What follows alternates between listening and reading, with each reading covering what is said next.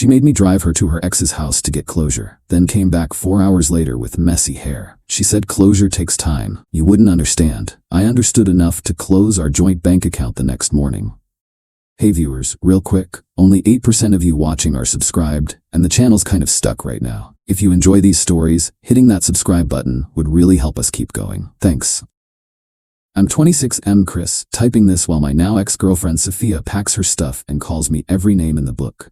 This happened 5 days ago, and I'm still amazed at how quickly someone can go from loving girlfriend to complete stranger. Saturday afternoon, Sophia asked me to drive her across town to her friend Maria's apartment. Said Maria was going through a rough breakup and needed support. She'd be a few hours helping her friend process everything. I didn't think twice about it. Sophia had always been good about helping friends through tough times, and I respected that about her. Plus, I had some errands to run on that side of town anyway. The address she gave me was in a nice neighborhood I wasn't familiar with. When we pulled up to a 2-story house with a well-maintained front yard, I was surprised. This is Maria's place? Pretty nice for someone our age. Sophia grabbed her purse quickly.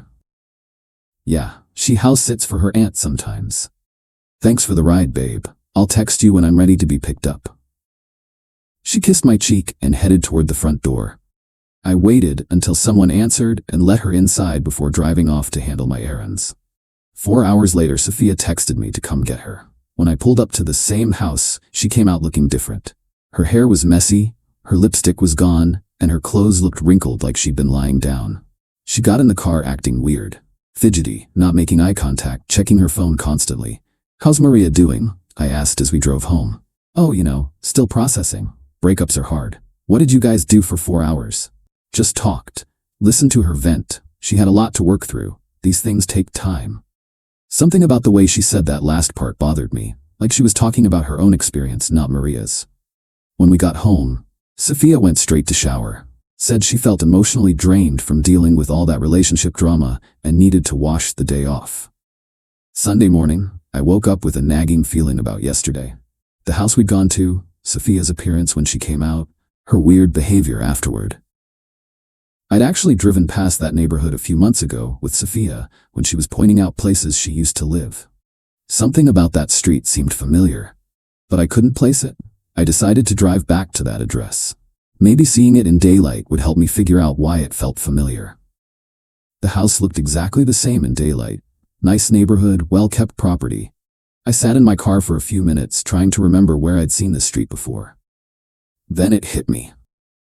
3 months ago, Sophia and I had driven through this neighborhood when she was showing me around her old stomping grounds. She'd pointed to a house and mentioned that her ex-boyfriend David used to live somewhere around here. My stomach dropped. I pulled out my phone and checked the address against what Sophia had given me yesterday. Same street, same block.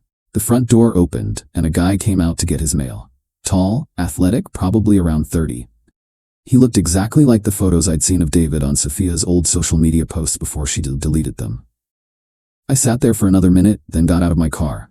I had to know. Excuse me, I called out as he walked back toward his house. He turned around. Yeah? Is this 1247 Oak Street?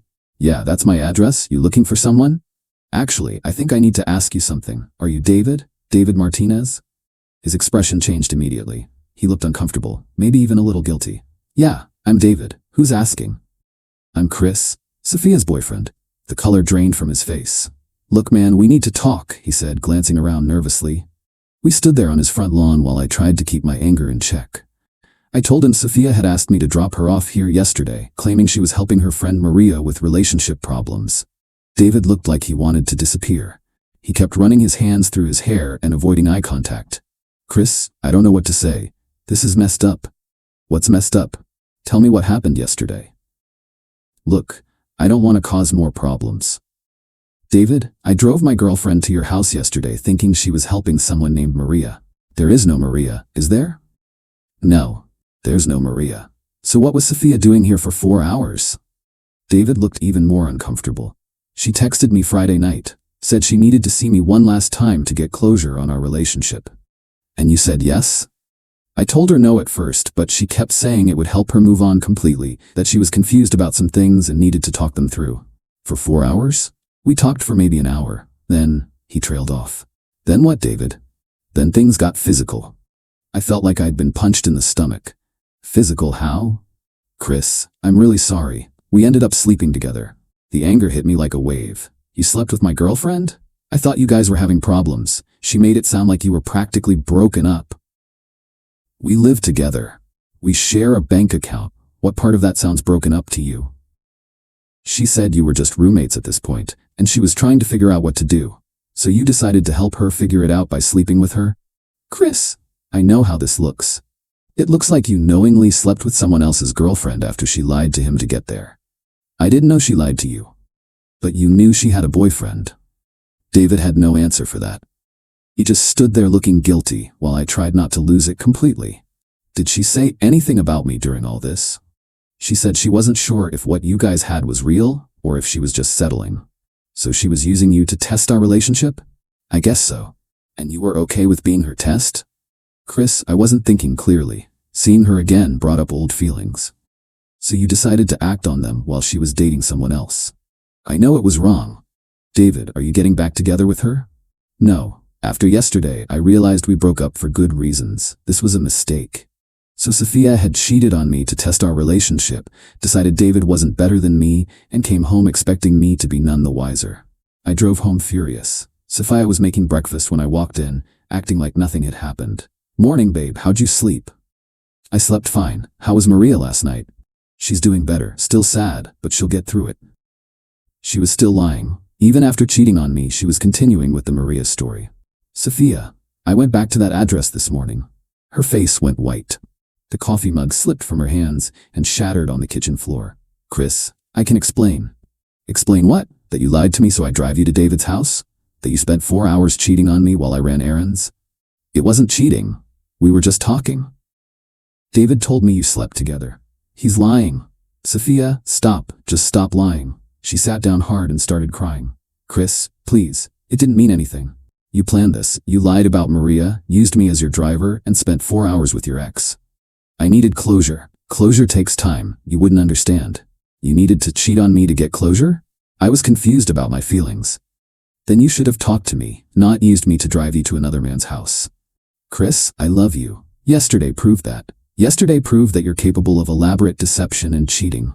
I started packing her stuff immediately. She followed me around crying and begging, but I was done. Chris, don't do this. It was one mistake. Sophia, you planned multiple lies, cheated for 4 hours, then came home and lied some more. That's not one mistake. I was confused. Then you should have been confused somewhere else. She left that night to stay with her friend Kelly. Monday morning, I went to our bank. We'd opened a joint account 6 months ago when she moved in. I'd contributed about $6,000 over time. She'd put in maybe $2,500. Current balance was $8,200. I told the bank representative I needed to close the account due to a relationship ending. They said I could close it since I was an account holder, but I'd need to provide proper notice to the other account holder. I withdrew my $6,000 contribution and left $2,200 for Sophia. Then I opened a new account in just my name. I called Sophia and told her to come get her money from the closed account. She freaked out, saying I couldn't just close our account. I told her I'd left her contribution plus a little extra, and she needed to pick it up by Friday, or the bank would mail her a check. Tuesday, I went to our landlord. The lease was in both names, but I'd been paying full rent for 3 months since Sophia reduced her work hours. The landlord said I could remove her from the lease if she signed a release form, but it would take about 2 weeks to process. When Sophia came to get her money Wednesday, I had the lease release paperwork ready. Chris, I thought you wanted to work things out. I want you off my lease. What about us? There is no us. You ended that when you decided to cheat. Chris, I made one mistake. You made multiple calculated decisions. You planned the lie, executed it, cheated, then came home and continued lying. She signed the paperwork while cursing me out, took her money, and left. Thursday, I changed the locks. Update 1, 10 days later. The fallout has been messy but predictable. Thanks for the comments. Good to know I'm not crazy for expecting basic honesty from a girlfriend. Sophia had been staying with Kelly, who apparently got tired of hearing the sob story after about a week. Last Tuesday, Kelly called me. Chris, I need to ask you something. Sophia's been staying here telling me you broke up over a misunderstanding about her helping a friend. Kelly, what exactly did she tell you? That she went to help her friend Maria with relationship problems, and you got paranoid and accused her of cheating. Kelly, there is no friend named Maria. Sophia lied to me so I'd drive her to her ex-boyfriend's house. She spent 4 hours there cheating on me. Are you serious? Dead serious. She made up the entire Maria story to cover an affair. Chris, that's really messed up. Kelly, I'm not asking you to kick her out, but I wanted you to know what actually happened. Chris, I appreciate you telling me. I feel like I've been enabling her lies.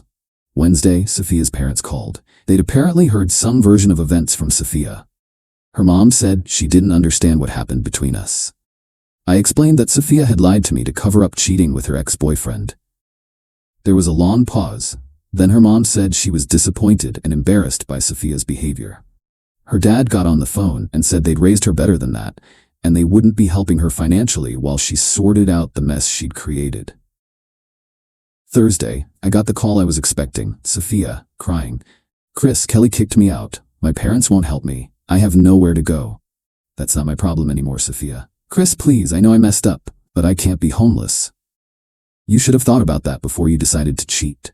It was one mistake. Sophia, stop calling it one mistake. You made multiple deliberate choices to deceive and cheat. Where am I supposed to go? Maybe David's available. You seem to enjoy his company. Chris, don't be cruel. I'm not being cruel. I'm being realistic. You chose David over me for 4 hours. Deal with the consequences. She hung up crying. Friday, I found out through Kelly that Sophia had tried going back to David. He'd turned her away, saying what happened was a mistake, and he wasn't interested in rekindling anything. So Sophia ended up back at her parents' house with strict rules about finding a job and getting her life together. Final update, 3 weeks later. The story has a satisfying ending, though Sophia is still trying to rewrite history. 2 weeks ago, Kelly told me Sophia was telling people I'd been controlling and manipulative, and that going to David's was about escaping an unhealthy relationship, not cheating. Chris, she's making it sound like Saturday was some kind of rescue mission instead of an affair. Kelly, let her tell whatever story helps her sleep at night. The people who matter know the truth. Last week, I got a series of texts from unknown numbers, all from Sophia, trying different approaches. First, Chris, I've had time to think and I realize how wrong I was. Can we talk? Then, Chris, I miss us. I miss what we had. Please give me another chance. Finally, Chris, I know you're hurt, but don't you think 3 weeks is enough time to cool off?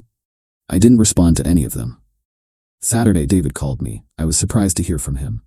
Chris, I wanted to give you a heads up. Sophia's been driving by my house and leaving notes.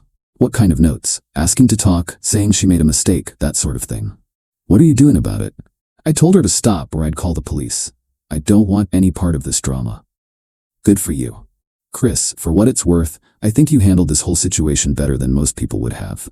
Thanks. And David, next time someone asks you to help them cheat, maybe think twice. Trust me, lesson learned. Me? I'm doing great. The apartment feels peaceful without all of Sophia's drama. I've been focusing on work, reconnecting with friends, and enjoying my space. Started seeing someone new last week. Met a woman named Rachel at a bookstore. When I told her about the Sophia situation on our 3rd date, her reaction was perfect. Wait, she convinced you to drive her to cheat on you? That's not just dishonest. That's genuinely evil. No drama, no excuses, just clear understanding that what Sophia did was wrong. The best part about this whole experience? I learned to trust my instincts. When something felt off about Saturday, I investigated instead of ignoring it. When I found out the truth, I acted immediately, instead of trying to fix someone who didn't want to be fixed. Sophia thought she could use me as her personal Uber service while she explored other options. She thought I'd be so oblivious that she could cheat for 4 hours and I'd never figure it out. Instead, I caught her in less than 24 hours and removed her from my life completely. She wanted closure with David. I gave her all the closure she needed when I closed our bank account and our relationship. 3 weeks later, she's living with her parents, while I'm moving forward with someone who doesn't need to test other options to know she wants to be with me.